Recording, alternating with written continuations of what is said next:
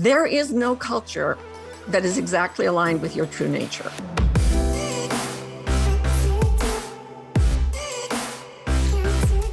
Here's the quote: "The variety of an ordinary life is infinite and precious."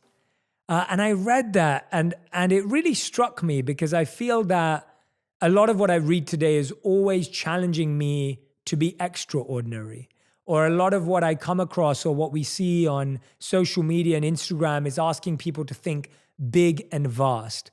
And when I looked at this quote, I'm not saying that it's opposite to any of those ideas. I just wanted to understand from you what you mean by an ordinary life, and why is that such a infinite and precious thing, and why is that quote so powerful? So let's start there.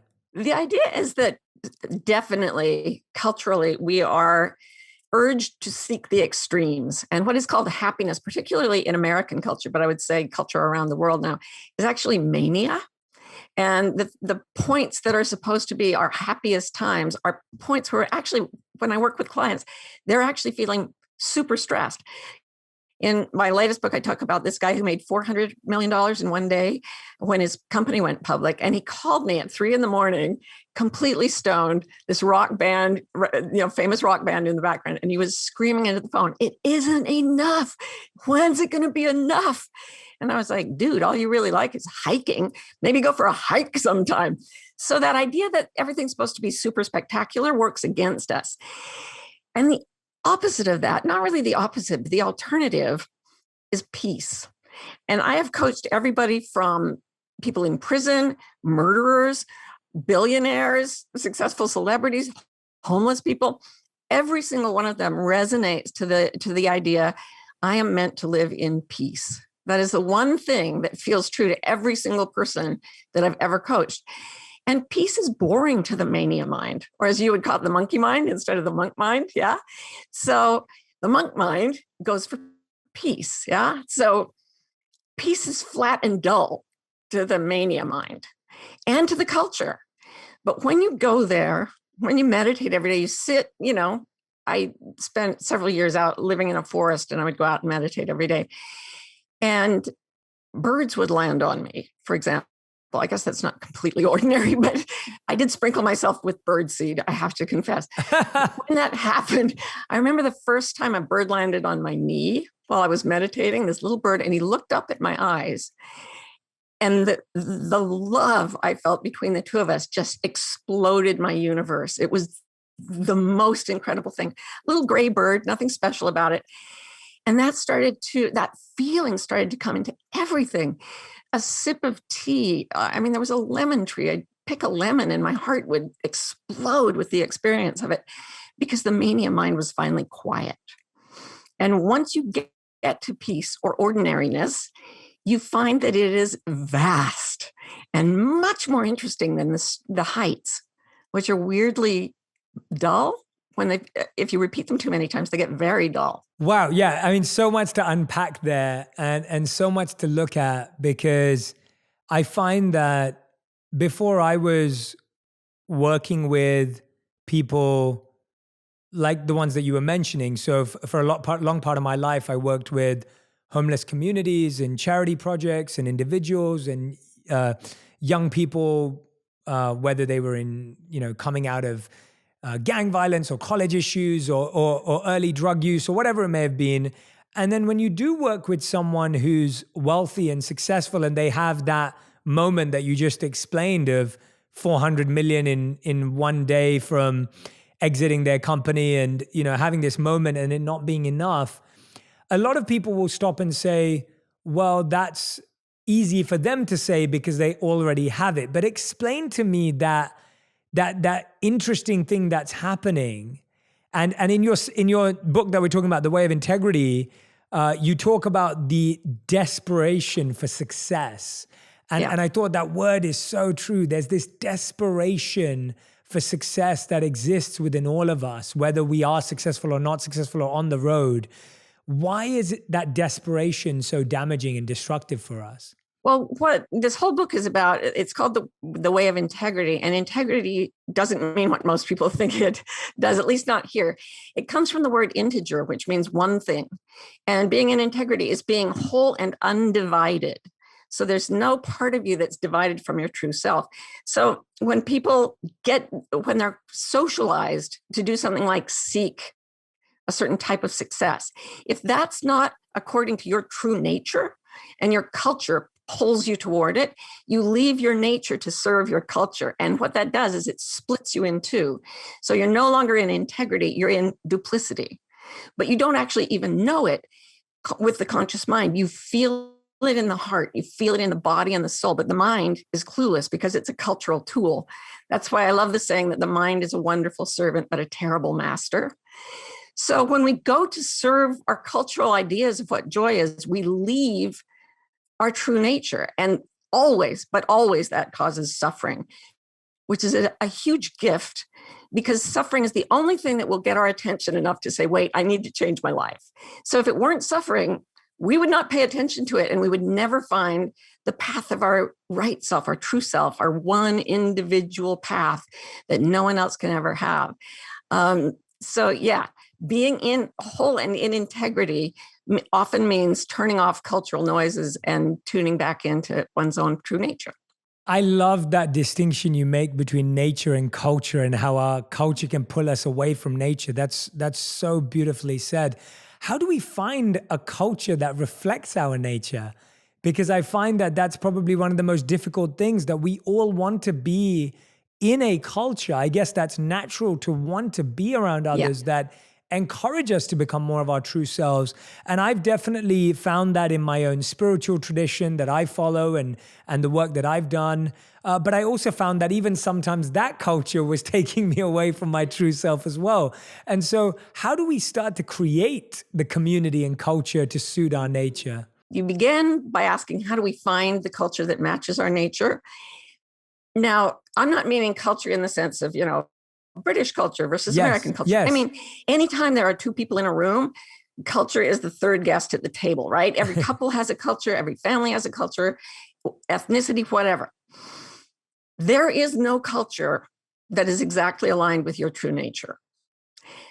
It just can't happen. But as you said, we're social primates. So we have this biological desperation to be in culture, connected to other creatures like ourselves. In every single case, there will come a moment when you leave your nature to serve that culture. And it may just be a little bit, which is fine. But as you said, like, you left the city culture in London, wasn't serving your spiritual self, went to become a monk. Clearly, that didn't totally serve your whole self either. Agreed. And what you are doing is not finding a culture, but leading a culture.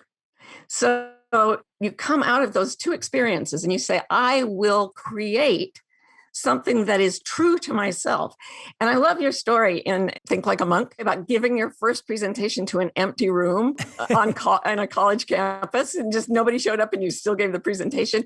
That's what you did. You were purely in your true nature, and you didn't care if culture came to be with you at the table or not. You didn't care if there was anyone else in the room. You were going to serve your nature. And initially, nobody came.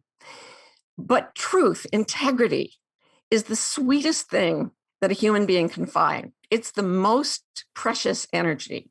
It is peace.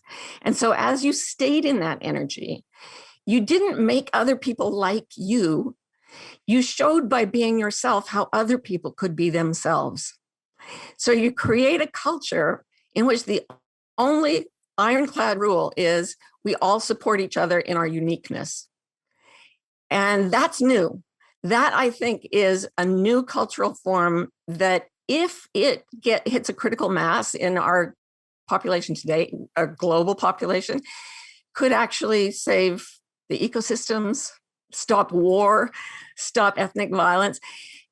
It's a new phenomenon in sociology, and your life is an example of how it happens.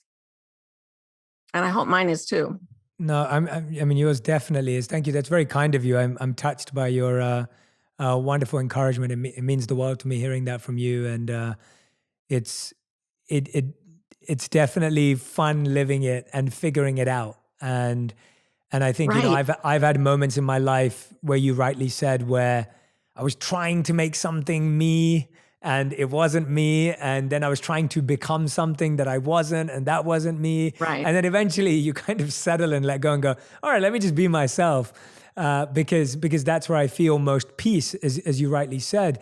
Tell me about how, I want to go into a few concepts that I love from the book, but tell me about how someone can know right now, if they're listening, if someone's listening or watching us right now and they're thinking, Martha, this is really resonating with me, this is really connecting with me. How does someone know whether they're in integrity or feeling unaligned and out of integrity or out of balance in their life? How does someone know? Because I feel that diagnosis is almost the trickiest thing to do, because you don't just go to a doctor and get a scan. It's something you have to do for yourself, I'm guessing, or working with a coach, of course. But please walk me through that and walk us through that. How can someone know whether they feel they're aligned or not? Yeah, the first thing is that you have to notice if there's any degree of discomfort whatsoever, emotional, psychological, physical. One of the things I do when I speak in public, there would be people in the audience, and I'd stop right in the middle of a speech and say, is everyone comfortable? And they'd be like, well, yes, of course. And I'd say, no, seriously, are you really comfortable? And they would say, yes, go on with your speech. And then I'd say, if you were at home in your bedroom with no one else there, how many of you would be sitting in the position you're in right now? And no one raises a hand. And then I would say, why? And it would take them like 5 minutes to kind of go, oh, it's not that comfortable. And the problem is not that they were uncomfortable, because people can survive a lot. The problem is that their bodies knew they were uncomfortable and their minds did not. They looked me dead in the eyes in clear daylight and lied and did not know it.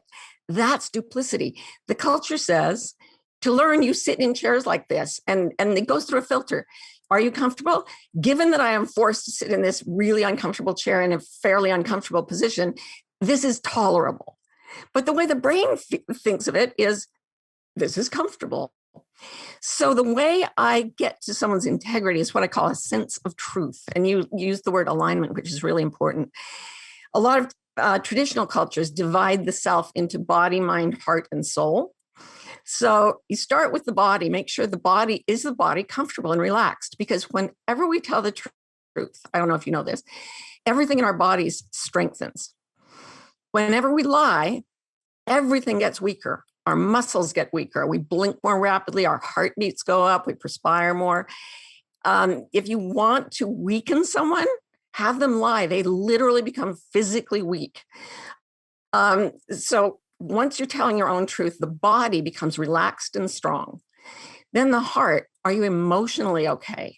And that, you could be sad or happy, but there should be an undertone of peace, peace, peace. You can be happy in peace, and you can be sad in peace.